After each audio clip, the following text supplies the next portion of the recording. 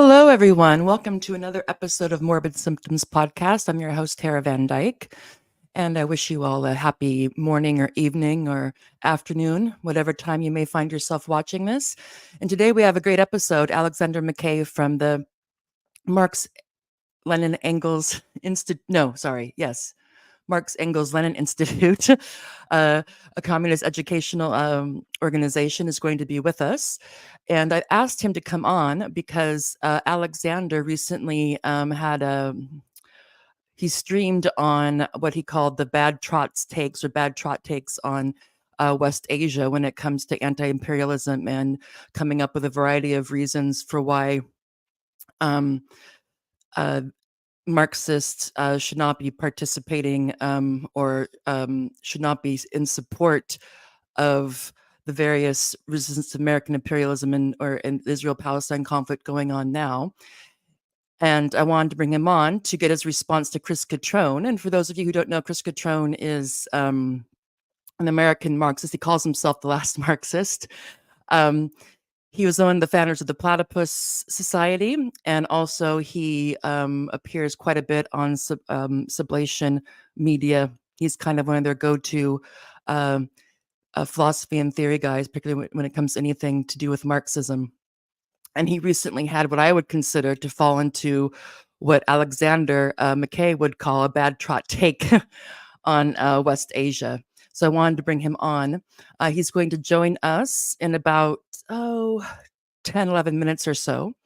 And I don't want him to sit through while I get through the intro spiel, because we want to hear much about what he has to say about the two most recent articles or interventions that Chris Cutrone has made on this issue.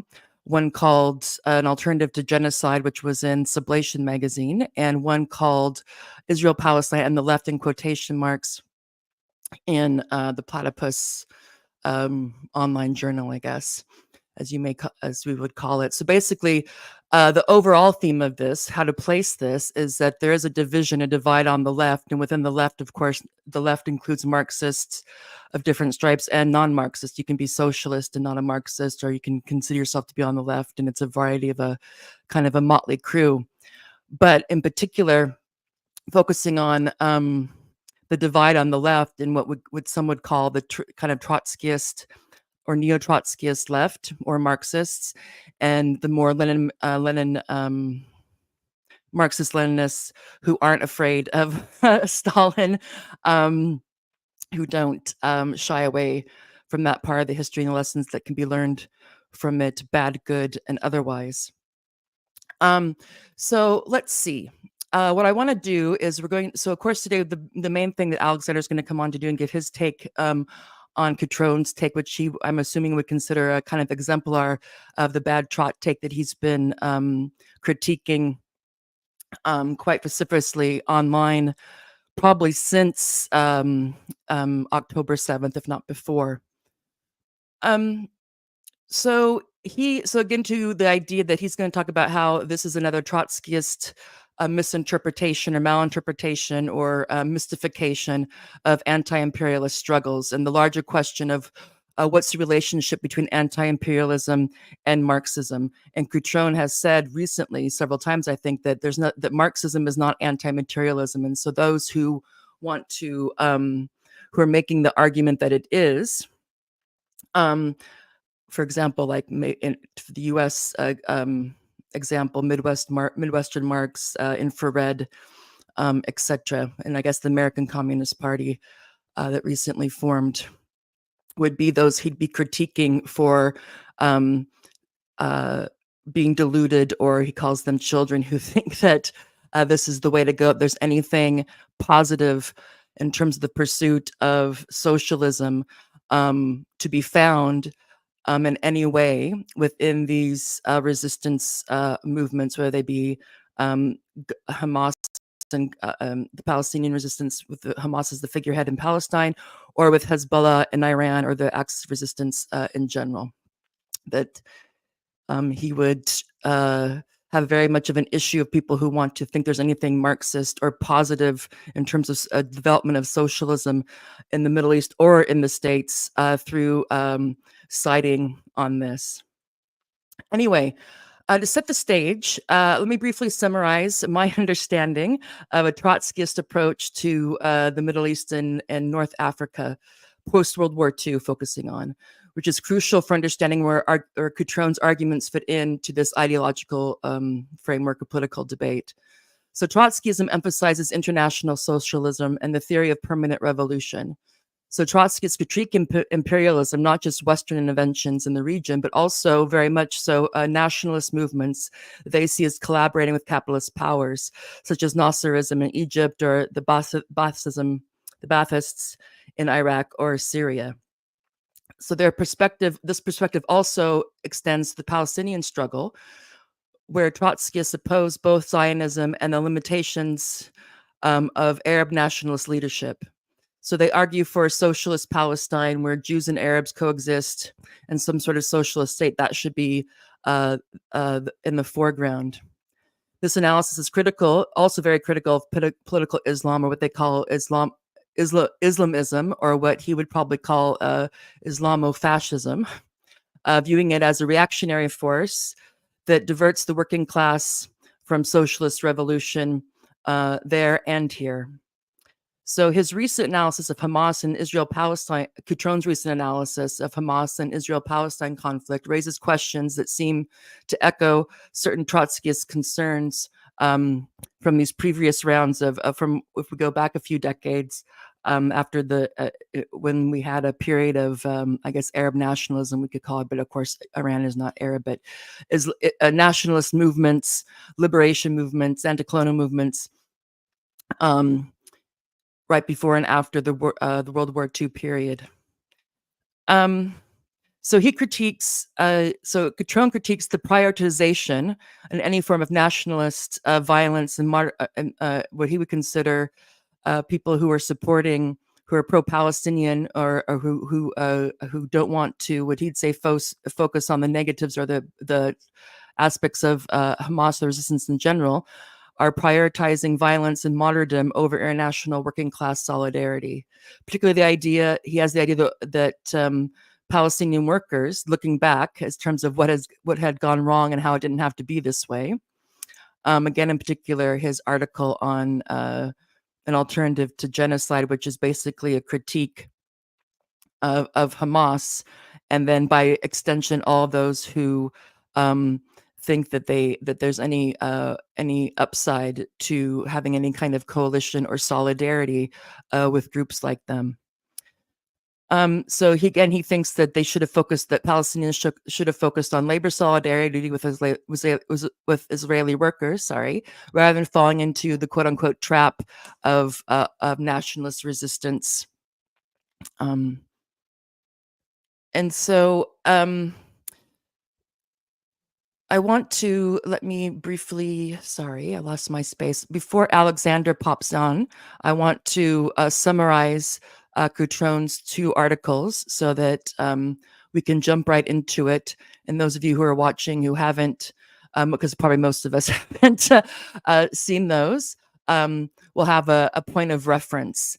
And they're my summations, summaries of his two articles. The links to those are in the video description, particularly on YouTube, and I'll add them later to Rumble if I have, so you can check for yourself if I have, how should we say, summarized him unjudiciously or made some sort of straw man out of his arguments. So let's see.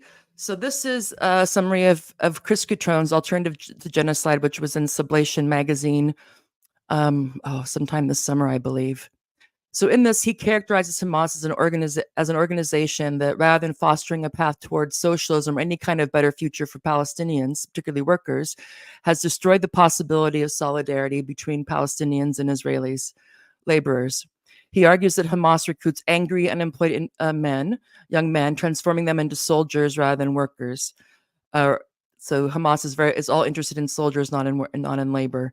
According to Cutrone, this militarization serves Hamas's ultimate goal of becoming a state, and states inherently perpetuate violence and war.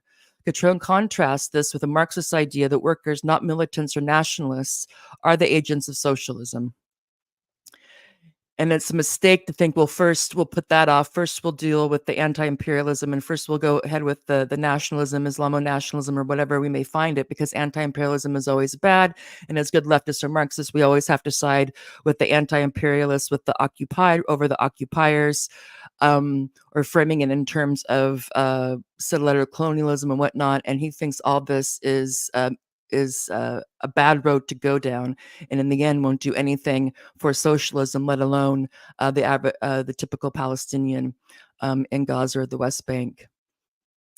He also suggests that Hamas's actions, particularly terrorism, have undermined any potential for class solidarity between Palestinians and Israelis, and instead further entrench the cycle of violence. For Cutrone, the only true alternative to this cycle and to extermination is for Palestinian workers to embrace life under capitalism, at least for now, and pursue their survival through labor rather than martyrdom. He argues that Hamas's rhetoric of noble death is aristocratic and ultimately destructive, denying workers the possibility of life in solidarity. So if you read this, he's very much in terms of that for the left, or especially the Marxist left, that Hamas is as much of an enemy should be as much of your enemy as Netanyahu is. That Islamism should be as much of you should be as against that as much as you are of Zionism, and as much as you are of Western imperialism. And he sees this as basically just a war of different bourgeois classes, one quite well more armed than the other, but that basically what it comes down to, that the resistance isn't critical of capitalism at all. They just want to get Western interest, or Western, they want to have capitalism be ran by Arabs and Persians, etc., not by Western interests, and with kind of Israel being the kind of beachhead of Western imperial actions in the region. I'm going to pop, Alexander is here. So I will get him up here.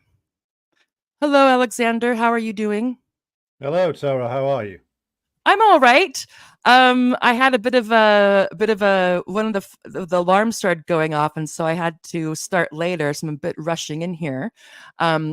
But all I've done is I've given a very potted introduction to basically having you on here to talk about how, to the extent that Chris Cutrone's takes on Israel, Palestine, the left, and anti-imperialism and Marxism in general would not to put words in your mouth, but qualify as another bad Trot take on on West Asia.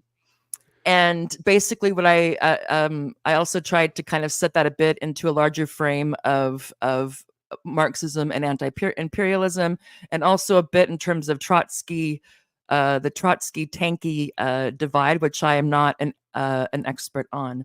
And the last thing I did is I just summarized Chris's alternative to genocide, which he's trying to educate us that Hamas is the super duper villain here, and that anybody who in any way is fooled to think that there's any benefit of any kind of partial or any kind of solidarity with them is a child, basically.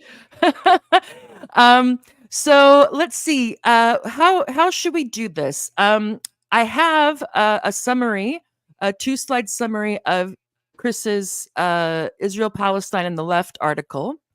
I could quickly go through that and then toss it over to you for your initial take on his characterization. Does that sound okay? That sounds good to me. Okay, it'll be very brief, hopefully. Okay, so now moving on to Israel, Palestine, and the Left by Chris Cutrone, and he put the left in quotation marks. Of course, there's a debate on what's in and what's out of that. So he starts off with the legalities. So he reflects on the term genocide, critiquing how it has been institutionalized and codified into law, which allows for its discussion, but also opens the door for it to be normalized or diluted. He contrasts the Holocaust with other historical atrocities like the partition of India and poses critical questions about how the Israeli-Palestinian conflict is framed, especially in terms of international attention. He's gone as far as to say that it's a mistake and that it's wrong-headed to talk about this in terms of even ethnic cleansing or genocide, that it's counterproductive. Lenin and Trotsky. He contrasts Leninism and Stalinism in the context of international law and the United Nations, criticizing the idea of cultural genocide and the notion of national autonomy for oppressed groups. Trotsky's perspective is invoked to critique how some of the left misinterpret revolutionary defeatism, failing to see how capitalism forces benefit from war while workers do not. Demands. He also criticizes the Palestinian solidarity movement in the United States, focusing on its demands like ceasefire now and defund Israel. He sees these as demands on the capitalist state that mirror liberal reformist activism like BLM's call to defund the police. He argues that these demands play into capitalist politics and fail to advance any meaningful socialist agenda, whether there or here. Last summary. On the topic of genocide, again, he discusses the charge of genocide against Israel, arguing that the concept is being misapplied. He suggests that Palestinians lost in their conflict with Israel and that no amount of protest or refusal to surrender will change that. He critiques the recent Hamas attack as a desperate, futile move and sees Hamas's action as public relations stunt with no real chances of success. Gangster rap, he makes uses that to characterize Hamas as a capitalist criminal enterprise or racket with its leadership profiting off the misery of Palestinians. He criticizes the left for supporting Hamas, claiming that terrorism, as Hamas practices it, divides the working class and does not align with socialist goals. He emphasizes that Hamas is part of the capitalist system, not a force for socialist change. Lenin again. Returning to Lenin, Cutrone critiques the nation-state system as inherently capitalist and oppressive. He emphasizes that socialism requires international working-class unity, which is undermined by nationalist and religious divisions like those fostered by Zionism and Hamas. And he would say Islamism. It's hard for me to say more broadly. Aftermath of October 7th, I'm presuming. Oh no, just aftermath. Cutrone reflects on the legacy of the collapse of the Ottoman Empire, the failure of national states in the Middle East, and the continued oppression of minority groups worldwide. He asserts that divisions among people are rooted in capitalism itself, and until socialism is achieved, these divisions will persist, leading to ongoing conflict and war. So throughout both these articles, he critiques the left's approach to the Israeli-Palestinian conflict and Hamas's role within it, arguing that both failed to advance the cause of socialism and instead perpetuate capitalist violence and division. And I shared with you a video that Cutrone was on. What would we call it? What's it called? Theory Underground. Yeah. And he basically was like, again, that, Hamas are gangsters, Hamas are thugs. They want to control the capital. They want the capitalist booty for themselves. They have more money than Trump. They're real estate moguls, et cetera, et cetera, et cetera. Yeah, and basically the idea that a pox on both their houses. There's for an actual Marxist, there's nothing here to, you can kind of say this is terrible. It's crappy that we're here, but there's no players on the board that a Marxist should see as any way any kind of coalition or solidarity with. Well, I think we should start with the fact that Chris Cutrone misuses Lenin, and he misuses Lenin and completely and willfully misinterprets Lenin's position on the nation state. Now, Cutrone, I would argue, isn't following Lenin on the nation state. He's following the likes of Benedict Anderson, the brother of Perry Anderson. I think they're both coming from a Trotskyite tradition. Of course, Perry Anderson, the luminary of New Left Review. And Benedict Anderson, in his work, he had imaginary communities, right? Imagined communities, yeah. Okay, yeah, I read that a long time ago in college. This is the thesis Cutrone is working off here, arguing on the one hand that he argues in one of the articles you shared with me that because capitalism is a global system, it's all encompassing, and therefore that renders all national struggles fundamentally irrelevant, basically, because Mm. everything's in capitalism. Um, he's deliberately avoiding two things about Lenin's work. One, Lenin's understanding and analysis of imperialism, and two, Lenin's insistence upon the need to resolve the national question. Now, one of these flows from the other. Now, in a series of debates in World War One, and I'm focusing on Lenin because I'm taking Cutrone on his own terms. Okay. He doesn't want to, he will reject out of hand if I quoted from Stalin and Mao. So let's go with his examples and let's deal with Lenin's work on imperialism and the nation state. He doesn't quote anything from Lenin on imperialism, by the way, because Cutrone, I don't think, believes imperialism is a thing. He just says capitalism. So Okay. in a series of debates with Rosa Luxemburg and Felix Dzerzhinsky and others in the middle of World War One, which, and again, Cutrone should be aware of these because they're on the Marxist Internet Archive. It's all in there and it's all in the collected works of Mm. Lenin. Now, Luxemburg, and I believe Cutrone would probably see himself as following on from her. She was born in Poland.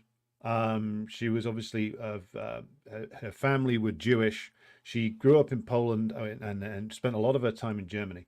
She always rejected the primacy of the national question in Poland, because at the time Poland was, of course, divided between Tsarist Russia, Imperial Germany, and bits of it were in the old Austro-Hungarian Empire. Mm. And as did Dzerzhinsky rejected this as well, who was also Polish by birth. And what they both argued was, well, these Polish nationalists are complete reactionaries. They're capitalists. They will not take the workers' struggle forward one iota. We can't prioritize the Polish national question. It's got to be revolution or it's got to be nothing. I'm Mhm. very broadly summarizing that. Mhm. Lenin responds to that by arguing that unless the national question is solved in Poland, but you can apply this anywhere, then the revolution's going to go nowhere.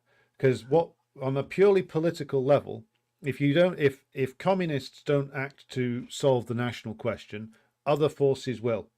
And in the case of Poland, those other forces will be ultra Catholic, reactionary landowners who will take up the national question and use it against communists, saying, "See, you don't want our nation to be free." Mm. So, from a political level, that's a foolish mistake to make. It means Mhm. you will not be addressing a question which is urgent, because we then extrapolate to see, well, what the national question is composed of, and there's economic elements of that and there's class elements of that in terms of hyper exploitation of oppressed peoples by imperialism, whether that's in Mhm. Poland in the 1900s or Palestine now or in other nations that are oppressed now. Um, but also, there is such a thing as cultural and linguistic oppression as well. This does Mhm. exist. Like the attempt to annihilate national languages, the attempt to annihilate national cultures. It's what the Ukrainian fascists were employed to do by their NATO masters. It's what the Zionists have been doing in occupied Palestine for many, many years now. And they continue to do it. They continue to try and annihilate the culture of those who have been resident in the land for hundreds and hundreds of Mhm. years, and to push them into the margins, to change all the names of the cities that were long established by the Mhm. resident Arab populations. Mhm. So he rejects the notion of, like, that a population can be literally thrown off the land and extinguished, and he rejects this notion of cultural genocide, which I think is a shaky term and has been misused. But Mhm. it's undoubtedly the case that when it comes to Israel, they have been literally trying to erase the culture of those Mhm. who were there already on the land. He doesn't deal with Mhm. that. But to go back to his misusage of Lenin, Lenin said that we have to address the national question. We have to stand for national liberation. And in that, he carried the day in the debates ultimately against Luxemburg and Dzerzhinsky and Trotsky and others, who all said, no, this is all nonsense, this is all reactionary, it's revolution or nothing. Well, in that Mhm. case, what you end up with more often than not is nothing. Yeah. If because that if you're not going to address that point, if you're not going to address the point that in oppressed nations, it's frequently the case that language is erased, that cultures are erased as part Mhm. of an attempt to essentially render a population without to have no identity and no sense of themselves at all, then, well, good luck organizing them as a class after that. Hmm. Good luck at doing anything after that. But I don't think Chris is really interested in doing anything here. I think he's interested ultimately in excusing imperialism, which is why he doesn't deal with Lenin's work on imperialism. And the second point to come to about his misusage of Lenin comes to Lenin's thoughts on the nation state, but in terms of that which is emerging out of decolonization struggles. So let's just deal with like the history of the Soviet Union up to 1924 and Lenin's death. In that early part of the Soviet Union, the Bolshevik leaders welcomed an alliance with Sun Yat-sen, the leader of what became the Kuomintang in China. And Sun Yat-sen, of course, the first president of the First Republic of China, not a socialist, not a Marxist, but a bourgeois nationalist, but a sincere one, a Hmm. sincere one. And he, that is Sun Yat-sen, welcomed the Bolshevik Revolution on the grounds that it was a great chance to enhance the national liberation struggle in China, which, as we all know, had suffered the century of humiliation and was just, and the stirrings were there to try and bring this century of humiliation to a close. So Hmm. Lenin welcomed that alliance with Sun Yat-sen, an advocate of what you would call now a mixed economy in China, but not a socialist. And they said that the Chinese nationalist side and the Bolshevik side agreed that it was a useful alliance to have to Hmm. end the influence of imperialism in China and to drive the imperialists out of China. Now, Chris Cutrone doesn't want to deal with any of that either, because then you have to get into the meat of the issue, which is what he's desperate to avoid, which is why is it advantageous to communists or socialists or whatever word you want to describe this as in both the West and the East and the oppressed nations to end imperialism. And again, he avoids this too. Because what is it that imperialism, US imperialism, is getting out of the relationship with Israel? That's the question that has to be asked. Because again, we see all the time now that Israel can't exist without all of this direct assistance from the US. Hmm. So what is this, charity? No, it's not. It's an investment.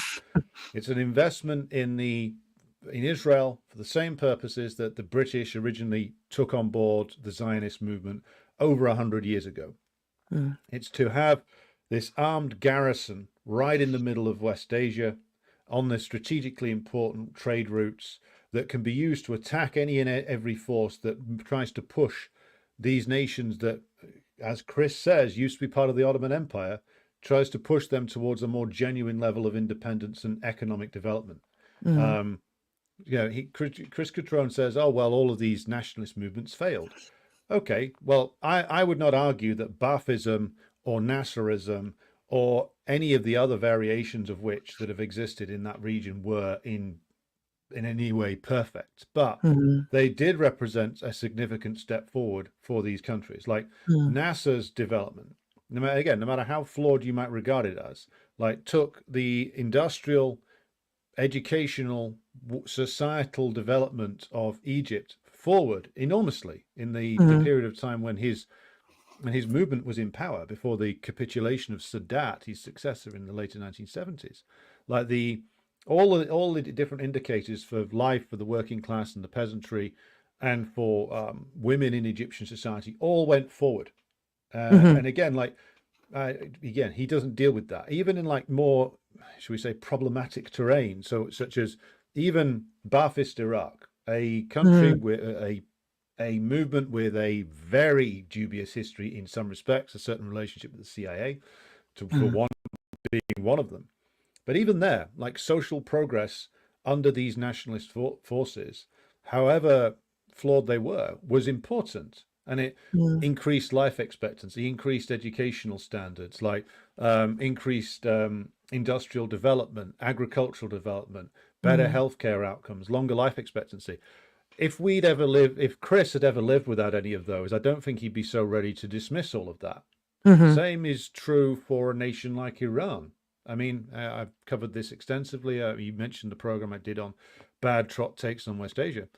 Look at same things been achieved by some will call it an Islamic revolution, some call it nationalist revolution. Hmm. There are even some who claim it's Islamic socialism. I'm not one of them, but that claim does exist. But again, social outcomes, economic outcomes do matter here. which Mhm. is, I thought we were supposed to be materialists, so let's deal with the material, which Mhm. is that life for the proletariat, all of the proletariat, both its male and female side, in Iran now is immeasurably better than it was under the Shah. Literacy levels, educational levels Mhm. have all improved. Life expectancy has improved. Mhm. Industrial development has gone up dramatically. Mhm. Scientific achievements have improved. All these things matter enormously for the quality of life for the Mhm. proletariat. Is the Iranian revolution my choice of revolution? Well, no, because I'm neither a Shia nor any kind of Muslim, nor am I Iranian. But Mhm. the struggle, the Iranian revolution started in 1979. This is another thing that the Trots neglect. Revolutions aren't flash, bang, Mhm. uprising, over. It's a an ongoing struggle that often takes generations of struggles to actually see how a revolution will turn out. You can quote the famous line from Zhou Enlai when asked how what do you think about the French Revolution? He said it's too soon to tell. Yeah. And like same is true for Iran. Like it's too soon Mhm. to tell how that is going to play itself out in the end. That Mhm. is a struggle which is live and ongoing. And rather than dismissing it, it would be far better for Chris to use his position as, I'm assuming, some kind of academic to maybe study the things that interest him in Iran. So he claims to be interested in class contradictions. Well, why not study that rather than just dismissing this Mhm. development that's taken place as some kind of, oh, it's all just capitalism.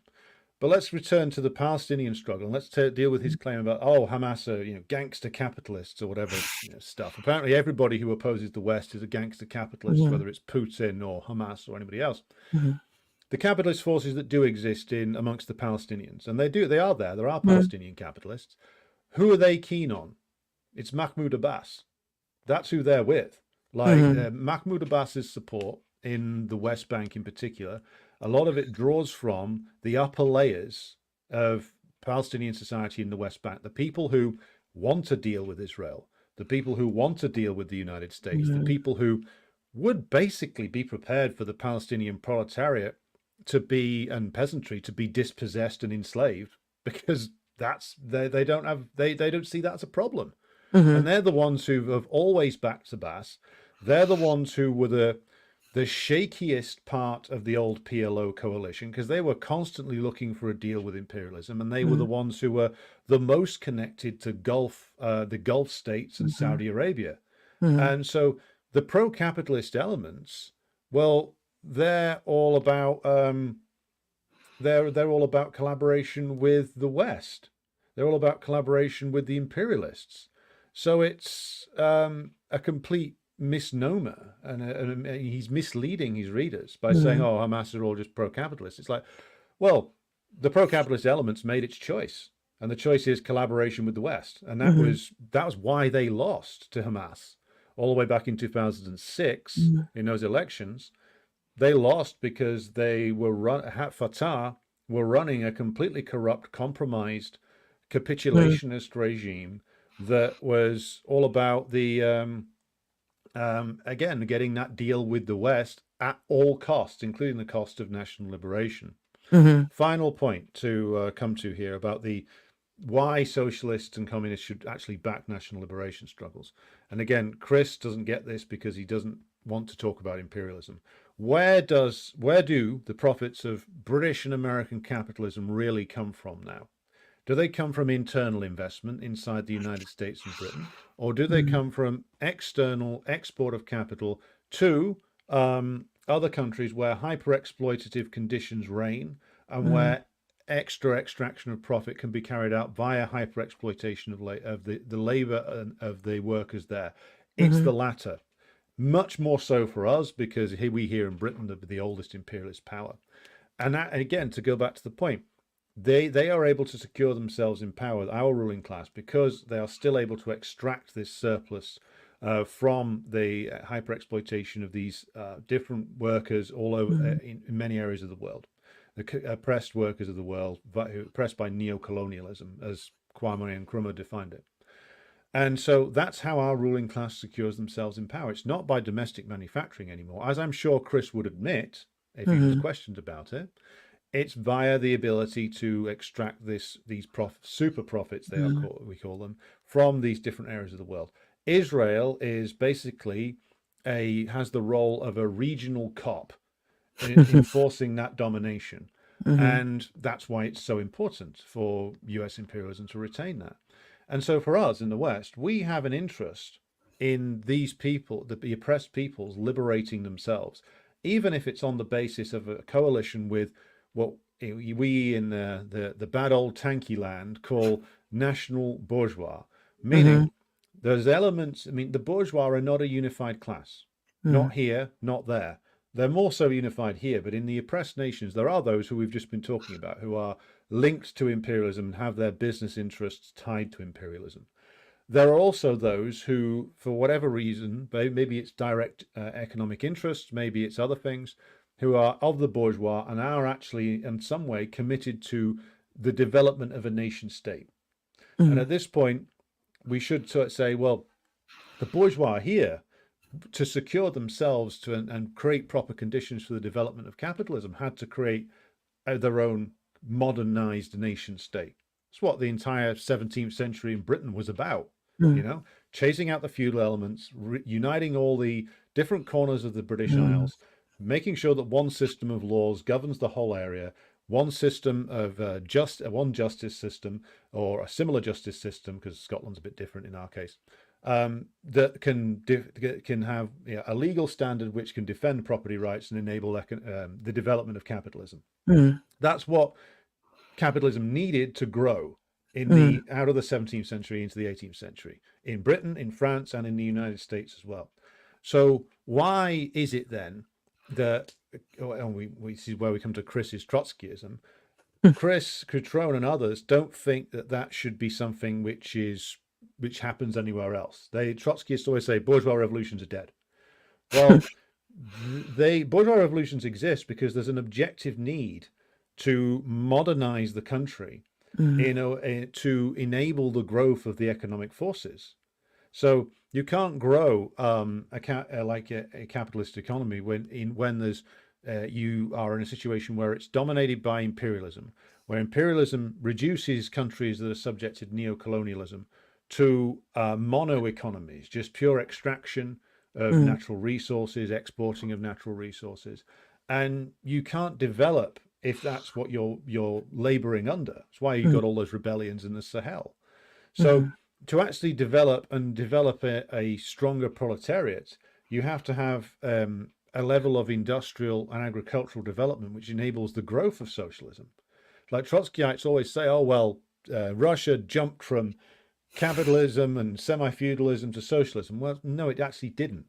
There's an extended period of struggle that goes on from like 1921 through to 1930, at least 9 years, where they had to resort to capitalist methods and then go towards collectivization and mass industrialization because they were so far behind.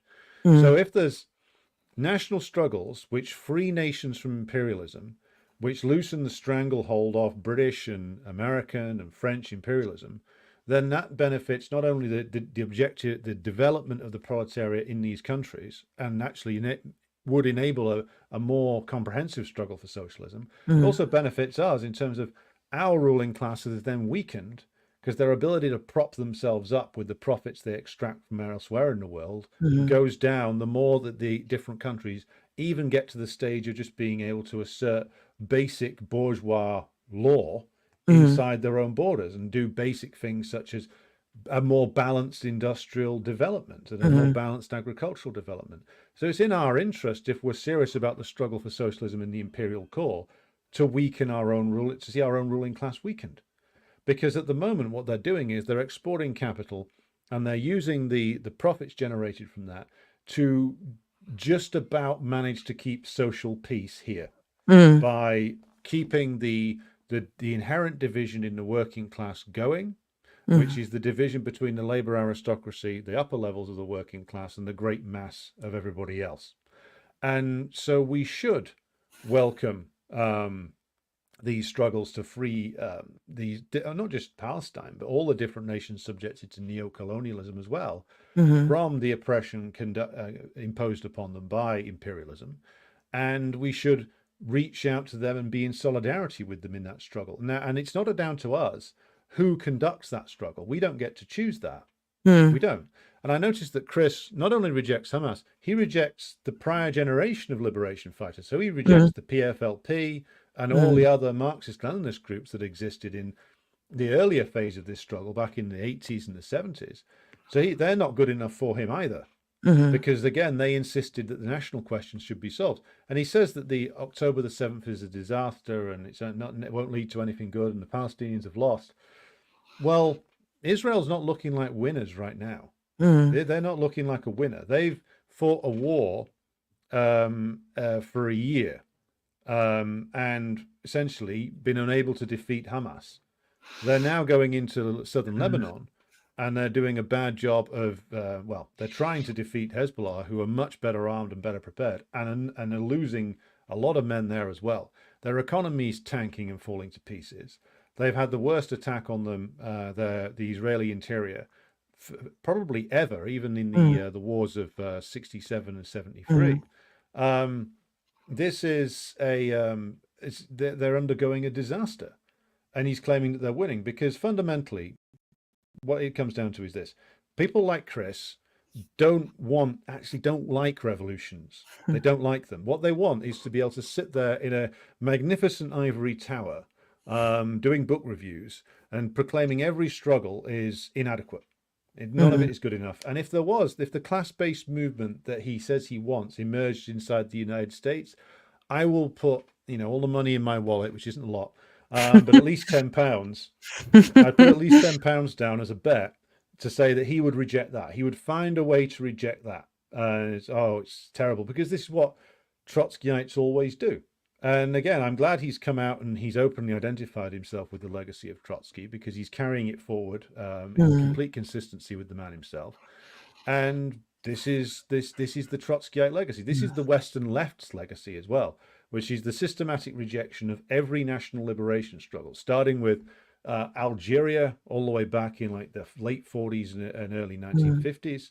I bet Chris would have been one of those like Albert Camus, calling for a joint struggle between the Algerians and the French workers. Well, in the case of colonialism, the working class that did exist in places like Algeria and exists now in Israel gets, to a certain extent, cut in on the deal with regard to colonialism. This is an unfortunate thing, but we have to face it if we're going to be serious here.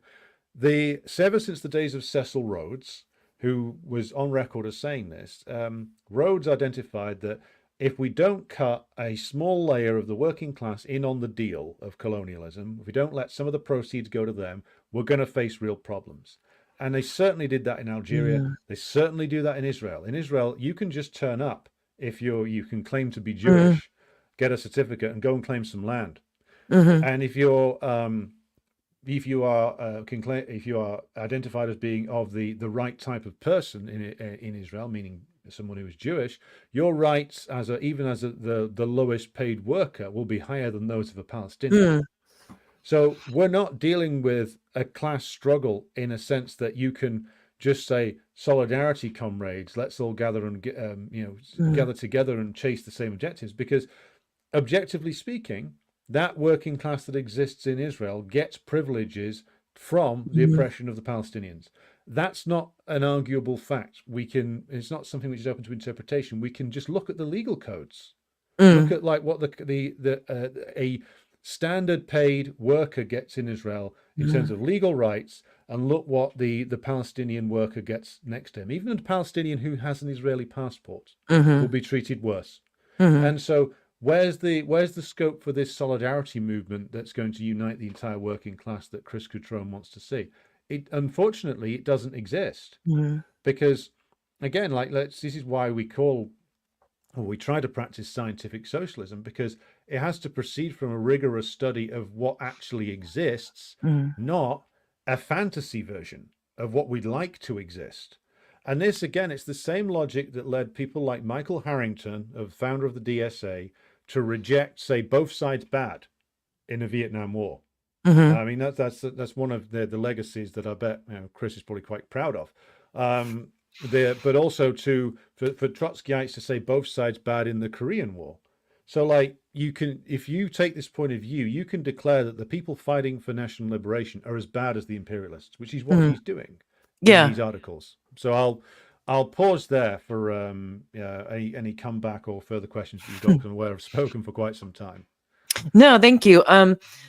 Yeah, there's just a couple of things I wanted to flag because actually I lived in Gaza for 2 years, 2002 to 2004. Not that that means that I'm omnipotent, but one thing that's really irritated me by the things by his commentary is that the people he talks to, no one ever put. First of all, like there's the factual case, then you have the theoretical and the logical, and then the political, like what is to be done, or questions.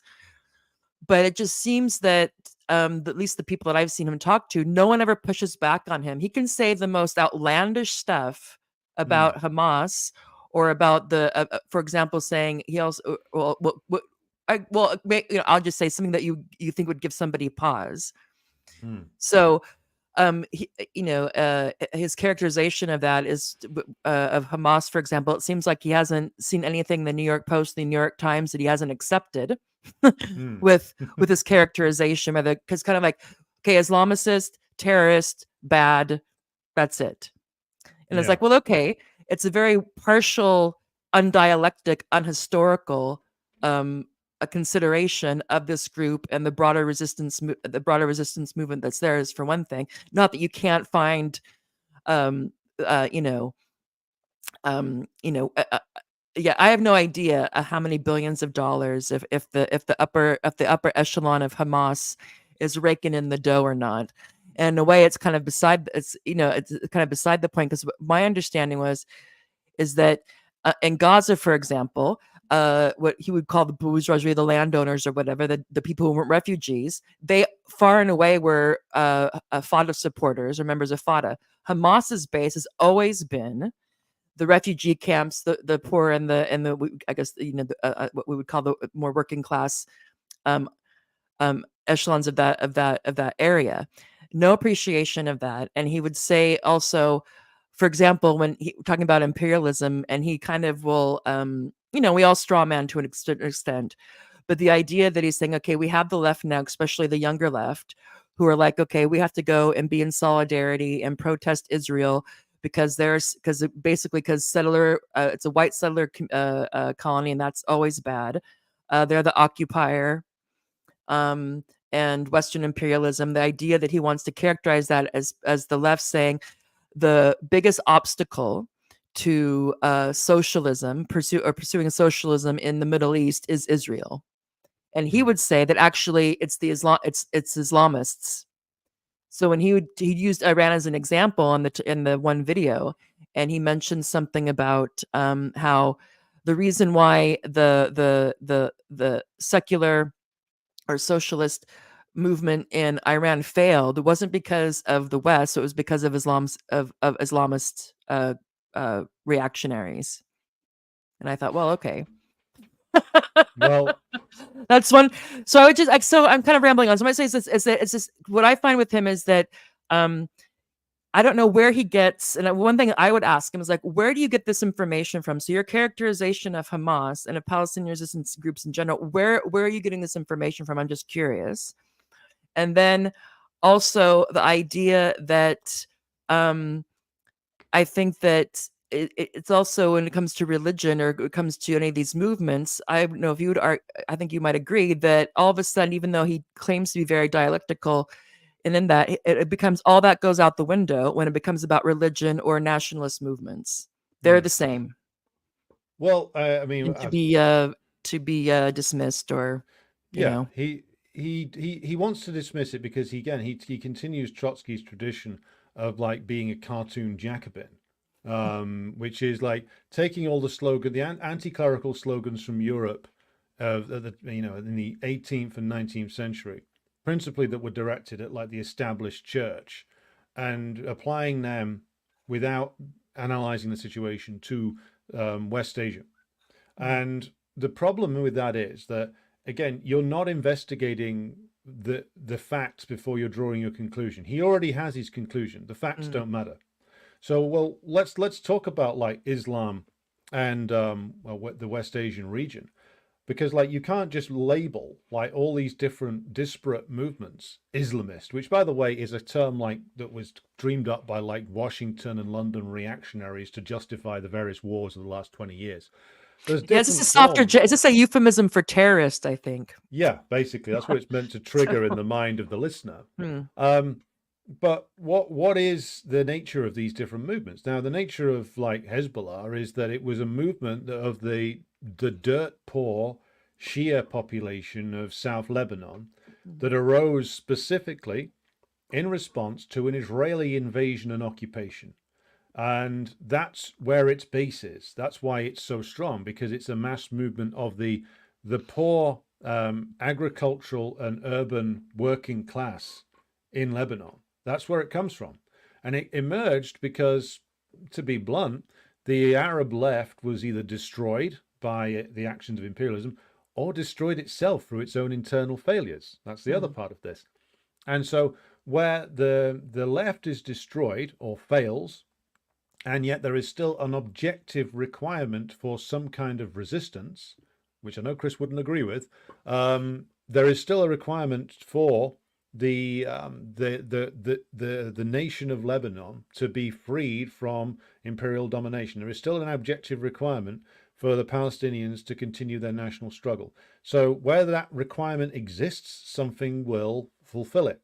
Now, if that's not Palestinians or Lebanese left or wider Arab left, then they are going to gather around some kind of hub of resistance. And in that case, the only place that's left for them is the mosque and is the movements that emerge from a religious background. And now I'm sure that people like Cutrone will say, "Oh, well, Hamas was created by the Zionists and stuff like that," which isn't true. But let's just roll with this conventional explanation for a moment, because it is true that at a certain point, like the US and the Israelis thought, well, if we can encourage the growth of Hamas as an alternative to the PLO, that will give us a bit of an advantage. Yeah, What divide and happened? conquer. Yeah. Yeah, very very simple stuff. What happened And was also the they needed a more scary opposition, yeah, because if you had the PLO that was becoming a bit more, it was a bit too palatable and people you have pictures of Arafat with various leaders and celebrities and do-gooders and whatnot. They needed yeah someone to be, look, we would love to negotiate, but we can't deal with these people. They're, yeah they're irrational, it they're all crazy, figured in. etc. But the problem with that is like no movements don't stay the same as time goes on. Through struggle, things evolve. Nothing is just stays constant, except Trotskyism. Trotskyism is constant and never changes. But like Hamas, because like, as you said, it is rooted in the refugee camps. It does, like, it comes out of the youth who have been dispossessed, who have only ever known dispossession. And as to this like absurd like meditation that he does and the cult of martyrdom and all that kind of stuff, like by the way, the first suicide bombings in West Asia, I believe, they were done by secular socialists, actually, in response also to the occupation of Lebanon by Israel in like the early 1980s. So the religious people didn't invent this concept, and there's an argument to say it was done even earlier by like certain anarchist bombers in like the early 20th century. So this idea that it's a religious concept of martyrdom is inaccurate. I mean, there is an old quote from Mao, which I'm going to just paraphrase here, to say, where he says that to die for the masses is a death that is as weighty as a mountain, but to die for capital is a death that is as weighty as a feather. Meaning, though, I don't know, of course, what goes through the mind of those men who go off and do like commando operations for Hamas, but it seems a fairly similar thing that motivates them to that which motivated the earlier generation of nationalists and communists, which is that to sacrifice oneself for the idea of liberating your nation is something that at certain stages people will embrace because they see themselves as part of something which is much much bigger, which necessitates a certain level of sacrifice. That's true of bourgeois revolutions back in the day. It's true of the English Revolution. It's true of the American Revolution, the French Revolution. The levels of suicidal heroism attached to all of those things that happened during that time.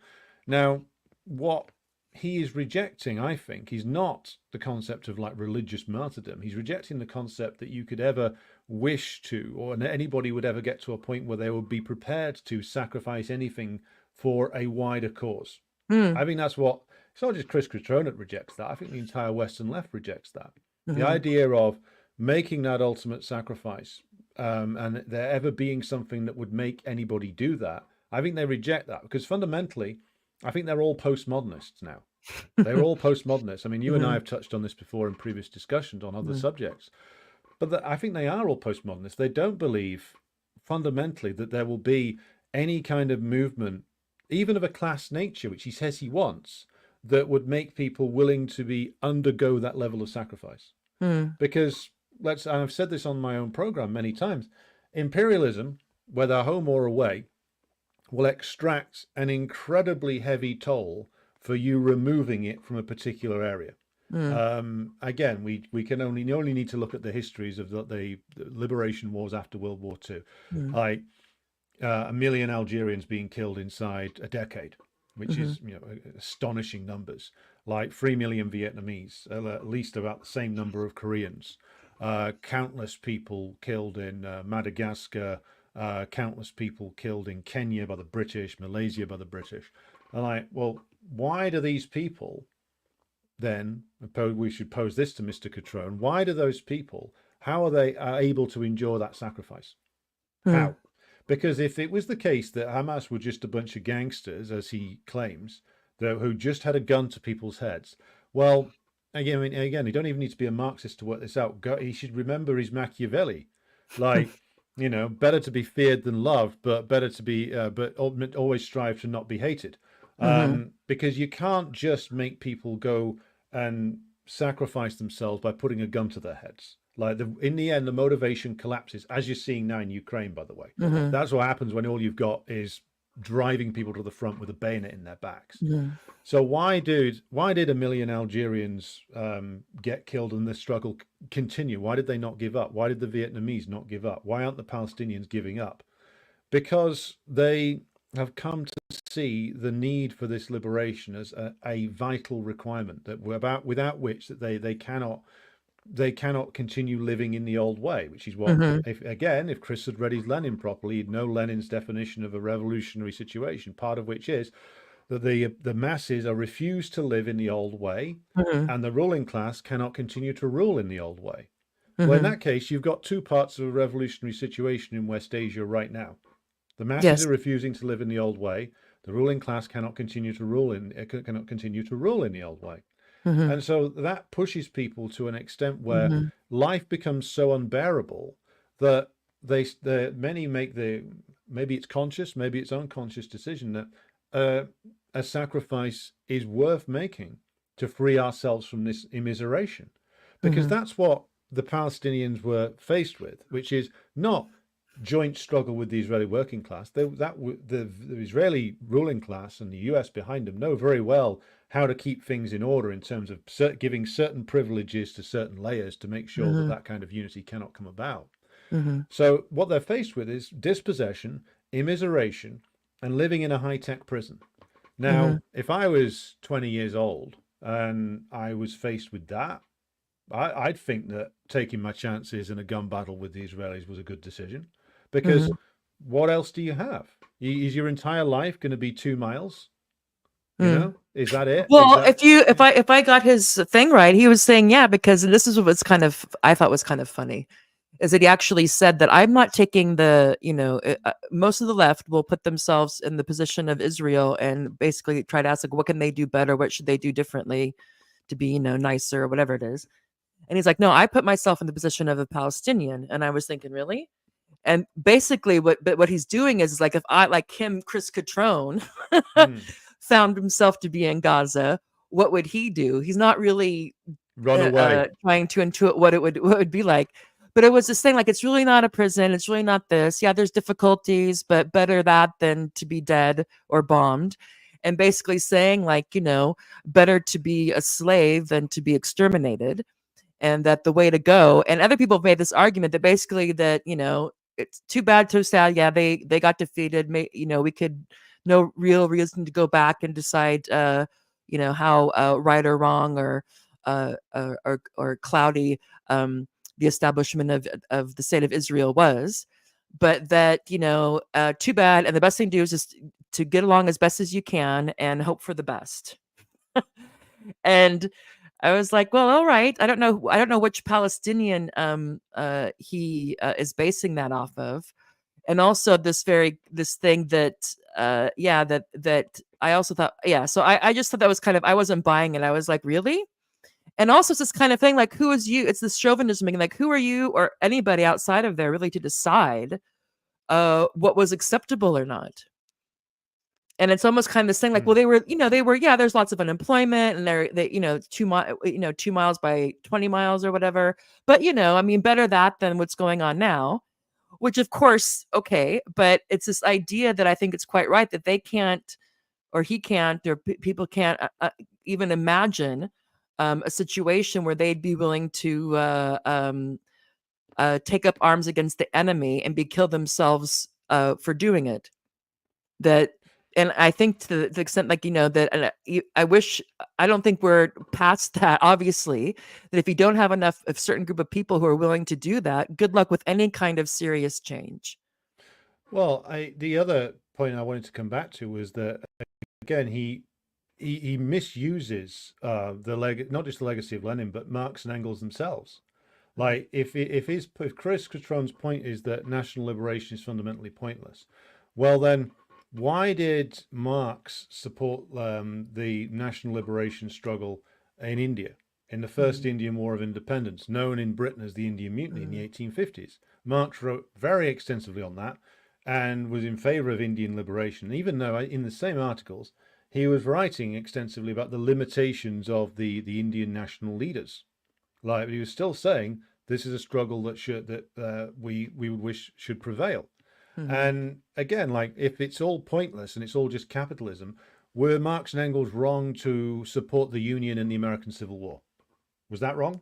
Should they have said that, well, it's just capitalism, whether it's wage slavery or chattel slavery, it's just capitalism. The enslaved the slave Africans and the whites should have united in a joint should have struggle. united, and that would then the Civil War wouldn't have been necessary. Yeah. Yeah, I mean, but this is where the logic leads, and we must go all the way back to 1848 and like the publication of the Communist Manifesto, and look in there about, well, what do Marx and Engels identify as like the conditions of struggle at each stage? Like, at one stage, towards the end of the book, they're talking about how should communists interact with political struggles as they exist in that current period, which is the 1840s. And they didn't change their view on this, even though the movements, that of course, changed and the nations changed. And what the method they outline there is that communists should engage with these mass movements that actually take, and in the case of themselves, German society forward. So side with the German liberals, German liberal bourgeois against the feudal reactionaries, on the grounds that would be essentially helping to chase out the feudal remnants, help develop the productive forces, help the forces that were pushing towards ultimately German unity, in the full knowledge that they were limited, in the full knowledge that that struggle was not going to lead magically to the liberation of the proletariat, but it was an important step in terms of progress. And they always insisted also that even when you are in a temporary alliance with such forces, the communists must maintain their own organization, maintain the right to develop their own ideas, not compromise their program. But if you can reach an agreement with a certain political force on the certain areas that will take a vital struggle forward, then you should do so. So that wasn't something that was even invented by Lenin or Mao or Stalin. That's right there at the very beginning of the Marxist tradition, that method of struggle. And again, he completely ignores that, completely ignores the legacy of Marx and Engels supporting, for instance, the liberation struggle of the Irish, which I'm sure Chris would also say was pointless. So to get to the point where he needs to basically like bastardize Lenin, completely ignore all the work done by Marx and Engels on the liberation struggles of the 19th century, and of course call everything else that happened bad Stalinism in the 20th century. And another point, he mentions at one point how useless BDS is, and he makes some sort of sordid joke about BDSM and stuff like that. And then maybe giving away something, I don't know. And then he starts talking about South Africa and saying, oh, well, it was useless in South Africa. That wasn't what liberated the South Africans.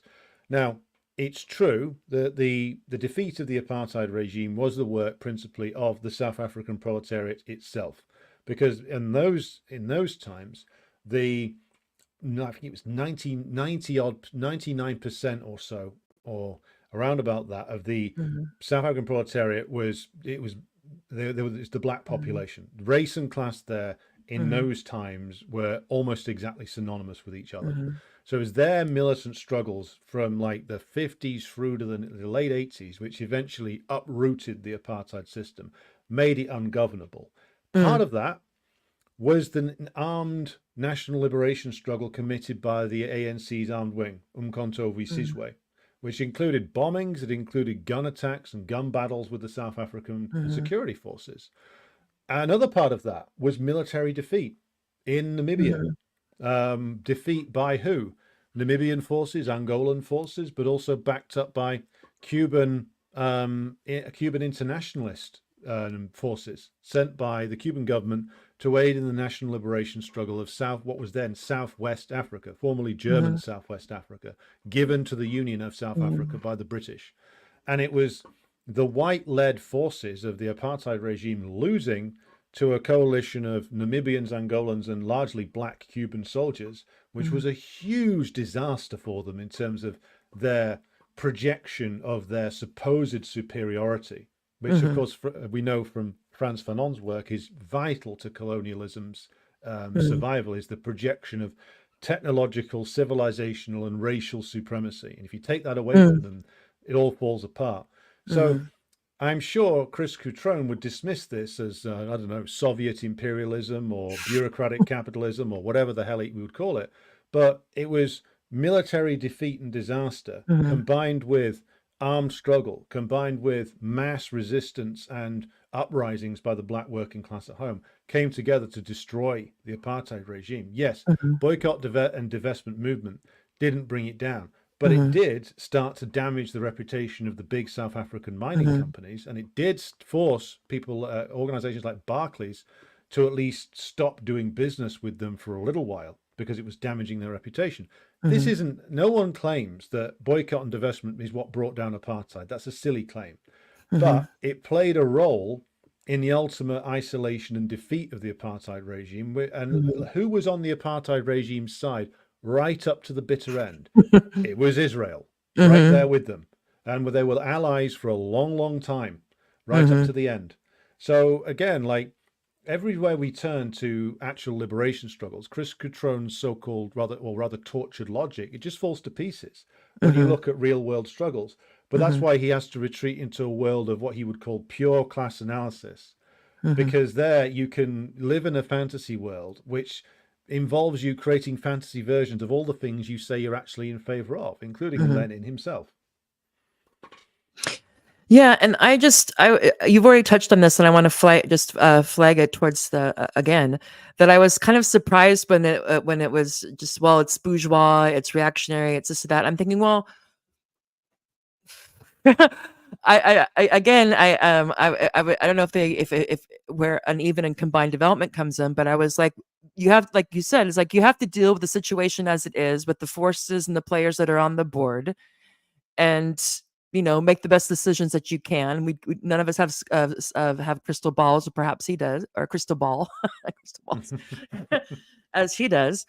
Um, but it was the idea that somehow, again, like, why wouldn't the national bourgeoisie with connections in the area be always almost preferable to imperialism, where you don't have any real control at all for the development of your country. Mm. Well, this is the point. Like, at least with the national bourgeois, those who are interested in actually in industrial and agricultural development, to the point where at least the nation becomes not just a mono economy, an extraction Mm, economy, where at least there's money brought back in to develop it. You know, mhm, where at least if you're dealing with them in terms of the class struggle being against them, then you're dealing with an enemy which is at least based in your own country, Mhm. principally, rather than having to deal with an enemy which takes all of the wealth and then extracts it and takes it to London or New York or Paris or Berlin. Like, Mhm. to get to the stage where you can wage an effective class struggle, then again you have to actually take the lead from, well, the bad guys who Chris doesn't want to listen to. So Mhm. like Mao, like Stalin, like Castro, and many others like Thomas Sankara, who realized that if you don't sever the link with the colonial power, then the development of the country just can't happen in the normal way. And like Mhm. you see this now, like in the long struggle in places like Nicaragua and Venezuela. Like, Mhm. there's a reason why that struggle's taking such a long time. One of the reasons is because they have to free themselves, go through this long process of freeing themselves from U.S. imperialism, including, of course, isolating and defeating the comprador elements, the elements in the ruling class which are tied completely to US imperialism, who Mhm. do all their business with US imperialism, who have villas in Florida that they want to escape to if things go wrong. Mhm. This is like why Mao says in his work that writes about how they assessed each stage of the struggle in China. Like, it went from a struggle against the Western imperialists in the 1920s, and then the warlords who were there in their employ, to a struggle against then like the Kuomintang under Chiang Kai-shek. But then all of that had to be put aside because they had to commit themselves, however difficult it was, to a joint struggle against the Japanese. Mhm. And at each stage of the struggle, like a proper leadership examines the situation, examines the forces in play, and considers what moves should be made. Where should Mhm. we go? How strong are our forces? How strong are the Mhm. enemy's forces? Who is the principal enemy at this Mhm. stage? Now, it's very easy. It's much easier to just sit there and say, you put on a T-shirt which says "fuck capitalism," or if you're an anarchist, "fuck the state," spelt with an Mhm. eight. Because I Yeah. used to wear that T-shirt. Um, but I mean, this is Everybody like wants a having shortcut. Yeah. yeah. Well, it's easy. It enables you to run, your own think tank online in the form of the Platypus Society, in Chris Cutrone's case, and it will get you a nice gig as a controversialist. Mhm. A man of controversy, who Provocateur. says, Yeah. a provocateur, a Christopher Mhm. Hitchens type, if you will, Mhm. who'll come on and say things which sound really radical, but when you break them down, amount to a demand that the oppressed of the world basically put up with it Yeah. until a perfect solution arrives. Mhm. No, and I was just a couple of things just to wrap up on that, because there was a variety of ways that he strawmans or dismisses what he calls he often calls them children, like, come on children, I need to grow up now. And it could be the basically anybody who's in the pro Palestinian solidarity or anything like that, especially with the students that he mentioned. He was actually irritated when his group of students left his class because there was some sort of walkout in solidarity with Palestine. He was like, "Really, you're really going to walk out? You think that's a better use of your time than staying here and learning something about Marxism?" Which may run out, but basically dismisses as third worldism. The idea, and I think that this comes into the fact, I think I've heard him say this before, that it's kind of like he would consider us fantasists, be like, this idea that over there's something going on, there's somebody fighting the fight, there's someone standing up to the man, whatever, and we should support them, even though what we're supporting is just them, supporting them to die for nothing, is basically the argument he's almost making, because he's decided, or he's quite clear, that he knows how this is going to end. It's not going to end in any way that's favorable for any Palestinian. So basically, anybody who's supporting this in any way is basically supporting needless death. Um, Even if we can, no matter how we want to rationalize it to ourselves, because they're the occupied, so we have to stand with them, or we're against settler Mm. colonialism, or whatever it is. So there's that part. Um, because and of all his other expertise, he's also a military strategist expert. Yeah. Well, Apparently, so was um, Trotsky, you know. yeah, and also what I want to end on with that is that this notion that that either the revolution happens in America or it's not going to happen, and I think this is his beef, or that side's beef, with the people who want to pay too much attention to what's going on in China. And he would say somehow kid themselves that what's going on in China is actually the vanguard, or the is actually going to lead to any kind of socialism that isn't just nominal. And he also thinks that this people that we're convincing ourselves of multipolarity, that's also still a fantasy. And I was Mm. wondering if you want to touch upon any of those things. So this dismissing as third worldism, we're just we may think we may have noble, the path to um, 100,000 more Palestinians being killed is on our shoulders as well, because we're supporting people to die for no reason or to be bombed for no reason, and that we're kidding ourselves. We think that someplace else outside of America can be like the vanguard for any kind of meaningful socialist revolution. That the U.S. will in the end still can crush anything in the periphery, and that we should accept that. Well, I'd ask Chris, why was it that the US didn't win in Vietnam? You know, if you can crush anything, why does the DPRK still exist? If you can crush anything, why didn't they march into Iran in 1980 Mhm. and crush that? Why did they get their hired goon Saddam Hussein to do it for them? Mm. If they can crush anything, why aren't they winning in Ukraine? You know, why are they getting Ukrainians to die in gigantic numbers for them? Why didn't they, as Mhm. I think it was Scott Ritter suggested it in an interview I did with him 2 years ago now. Mhm. He said, well, if the US was not scared of Russia, why didn't they just stick the 101st Airborne in Kiev and say, come on, we dare you? They didn't do that. They hid No. behind the Ukrainians. Mhm. And so this idea that the US is immortal, I've seen this from many people in the West. I think it's more of a desperate affirmation that they Mhm. tell themselves, because Mhm. it's not immortal. I mean, to go back to Mao quotes again, when Mao said US imperialism is a paper tiger, what did he mean?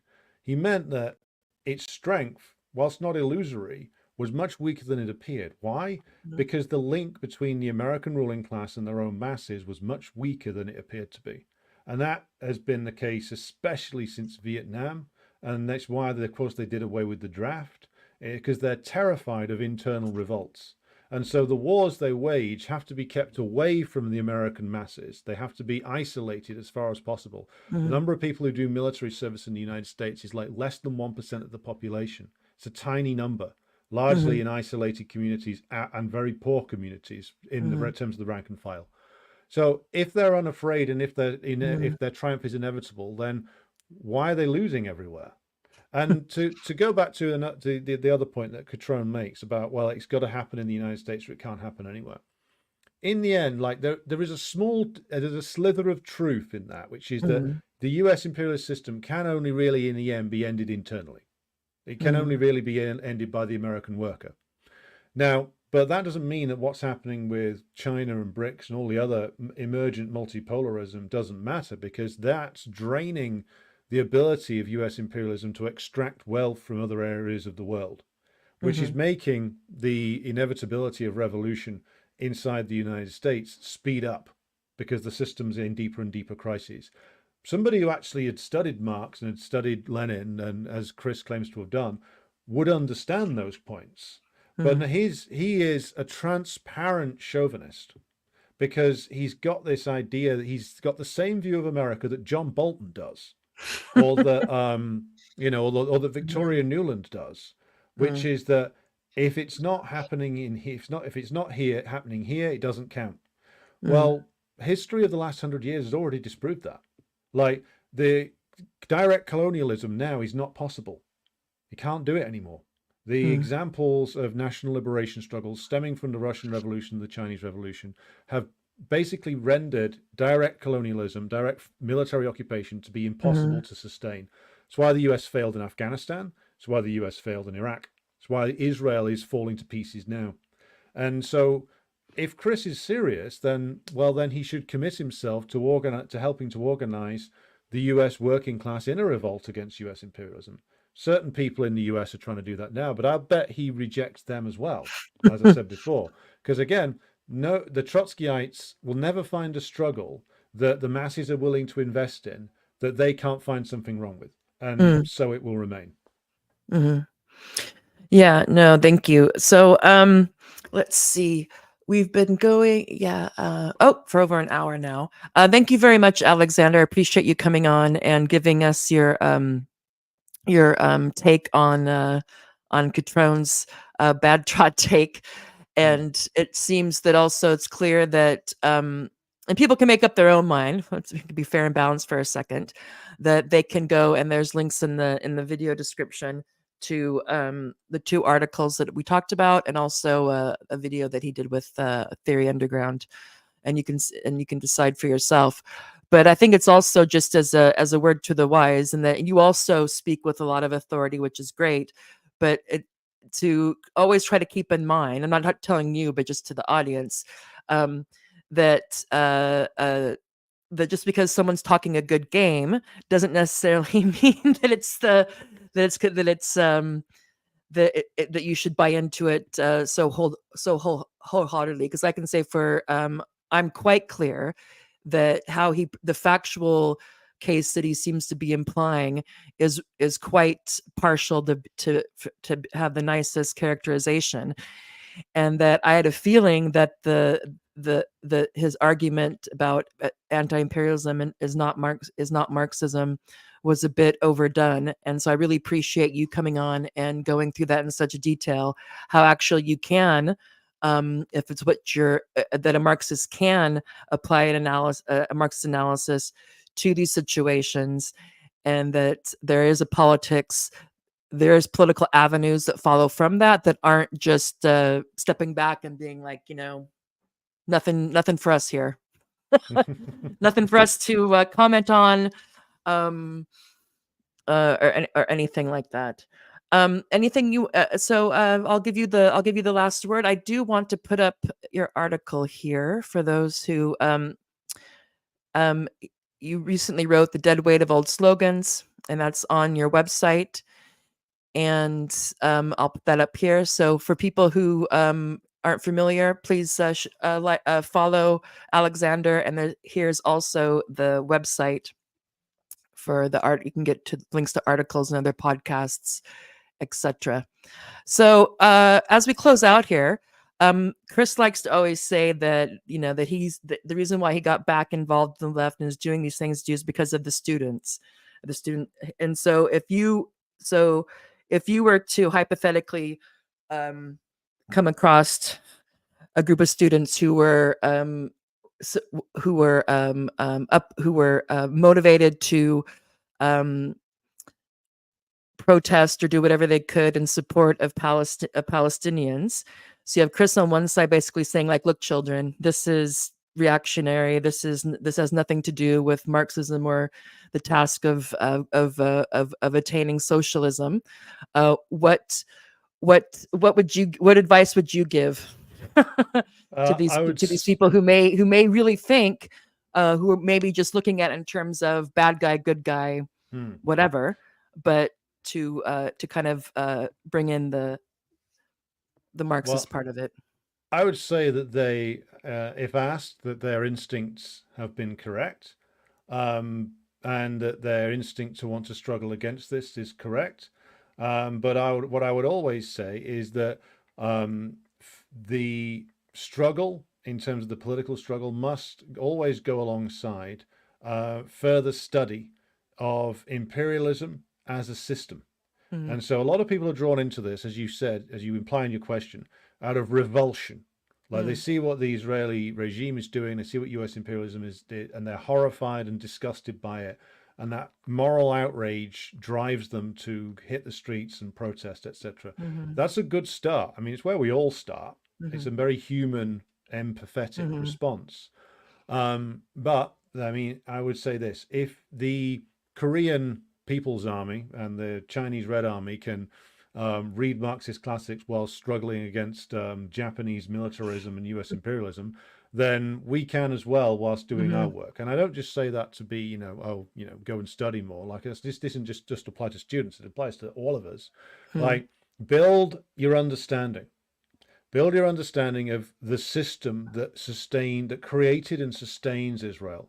Build your understanding of, like, why is it that every single US politician, from the left to the right, from AOC to Donald fucking Trump, is absolutely 100% committed to Israel. Why is that? And again, interrogate that question as part of your action. What is the role of academic institutions? If the students were these academic institutions, which many of us have been through, whether they're British or American, why is it that they're so linked to arms companies? Why is it that they're so linked to very dubious technology companies? Why do they get massive endowments from, like, members of the bourgeoisie who are very dubious at best? What role does the university system play in the imperialist world? Those questions, like, do not neglect the wider study, and always strive to build an understanding of the micro level of these horrific crimes which rightly turn everybody's stomach, but build the understanding as to why it's happening. And don't just keep getting outraged and outraged and outraged, because you will exhaust yourself and you will exhaust the potential in your struggle.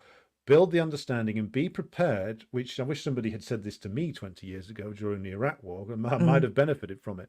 Be prepared to have your movement defeated, and you be prepared to appear to lose. Yeah.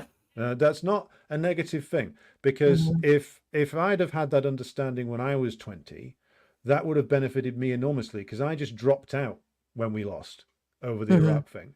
I just dropped out and got depressed for another 5 or 6 years after that, because it just felt like, well, we can't What's do anything. the point? Yeah. What's the point? Because I didn't understand why we'd lost, or why having the war was so important to British imperialism, because I didn't understand British imperialism, because we were in a movement that didn't encourage us to read or understand anything. It was like, it was governed purely by moral outrage. And because they just kept sticking more and more heinous things in front of us and saying, look, that's awful, let's go out and get angry about that.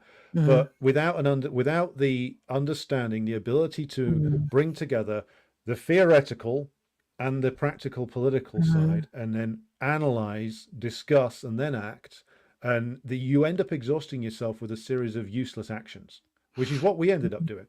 Like, if this was us 20 years ago, this was me 20 years ago, running around endlessly, feeling like I was a revolutionary, but I didn't understand the situation. I got myself there by being disgusted by things. So to bring it back to your question, I'd say to any student who got active in this, that they have taken a really important first step in understanding the system we live in. But don't stop there. Keep developing it. Keep developing it, and keep reading and studying and learning with others, and developing, and testing the theories out as you build your process, as you build your actions, and become part of an actual Marxist-Leninist organization as well, if one is available to you. Because by joining together with comrades who are on the same path that you are, you can discuss, debate, and learn in person. And that's vital, because if you just sat on the internet, again, in the perpetual outrage machine, again, you're going to go mad or get exhausted. So, important first step. Chris Cutrone is a sneery idiot, but we must always say to people that a first step is just a first step. And it is part of this, what will be hopefully a lifelong participation in this struggle that these younger people are entering into, that necessitates an awful lot of hard work to build a proper understanding. And again, we're all still learning too. That's the point. And I just want to jump in to say that, as you've already eloquently done, that we have to realize that maybe it's particularly harder for the younger generation with everything being so immediate, that this isn't a sprint. This is like a marathon. It could be that the things that you participate in, and the kind of learning through failure and picking yourselves up again and making a record of that, we may not see the best fruit of that in our lifetime. It could be later on, but and not necessarily the idea that hope for the best but expect the long haul. or else it gets very, you just are like, Jesus, they're just going to keep on doing it. They're just going to keep on lying to our face and pretending that this quote unquote rules based order isn't totally a hypocrisy, all these things. And yeah, I totally agree. So I'm gonna that's on my to-do list to join a Marxist Leninist group. Um, Well, maybe I'll we join yours, Alexander. we have one available for you right now, Tara. I can afford the £5 a month so far. Anyway, thank you so much. Please do everyone check out Alexander's site, his organization, and I hope to have you back on. We always benefit from it. Um, I see that we have lots of comments. I actually have to check off because my kids are coming home soon. I don't know if you want to go through the comments at all. I think most of them are probably for you. Um, Or how we would even I do that. Can you even see them? I can see them, but as it's your stream, when it closes Hmm. down, it'll make them disappear. So Yeah, I mean, well, I can just go off the camera, and if you can put them up on the screen, or if you want to go over them, I'm fine to leave it going on live, but exiting from it in about five well, minutes. well, But it's up to you. I have to hit the road as well. So Okay. so what we could do, I mean, the system does record them, so Yes. we could come back at a another time and go over them if you're up for doing that. Okay, yeah. So everyone who's tuned in, thank you.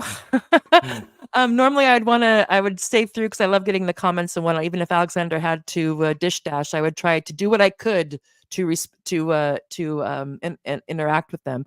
But great, what I'll do then is I'll go through them and I will group them, and then we can have a follow up where we can go over them together. I'm guessing most of them will be in response to what you've been offering us.